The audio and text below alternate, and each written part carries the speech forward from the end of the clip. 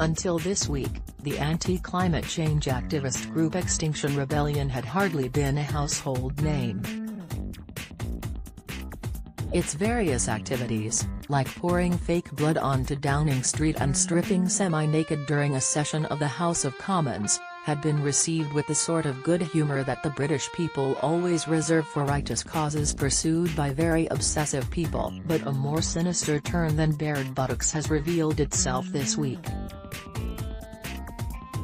Extinction Rebellion has spent several days blockading key London locations such as Marble Arch, Waterloo Bridge, Oxford Circus, and Parliament Square, preventing traffic, including public transport, from passing through. Commerce, industry, and commuters have all suffered as a consequence. Estimates from just the first 2 days of protest have suggested that up to 500,000 people were affected by the diversion of 55 bus routes. The New West End Company, a partnership which represents vast swaths of some of the most iconic retail and hospitality space in the world, has suggested that these 2 days saw a loss of £12 million in trade in the West End. With Extinction Rebellion threatening to continue shutting down London until 29 April, Londoners are surely now entitled to wonder when their roads might be taken back for them all to enjoy and use as required for their daily business.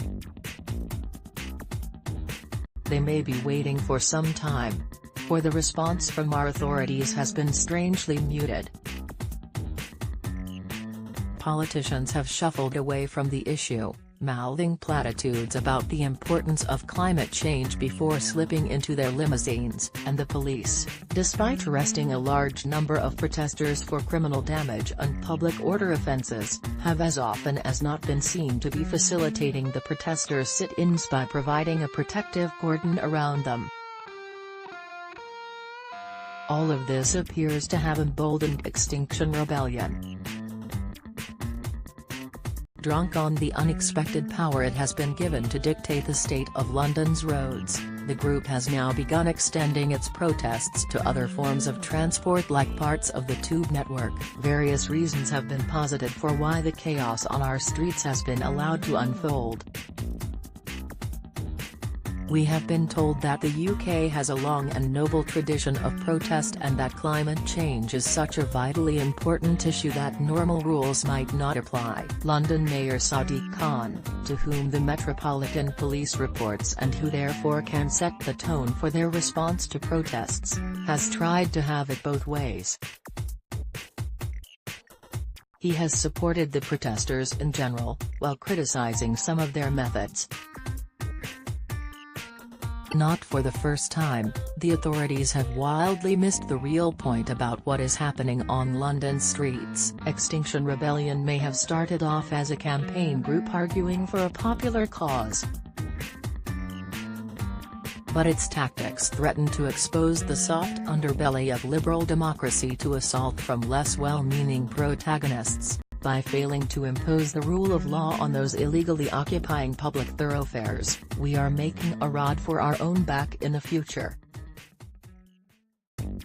We do not have far to look for where this might lead. Just over the channel, France has been rocked for months by the Gilets Jaunes movement, which started as a benign crusade for economic justice that evoked sympathy from many French politicians. But it did not take long for peaceful, but illegal and disruptive, protests to be infiltrated by those set on more nefarious intent.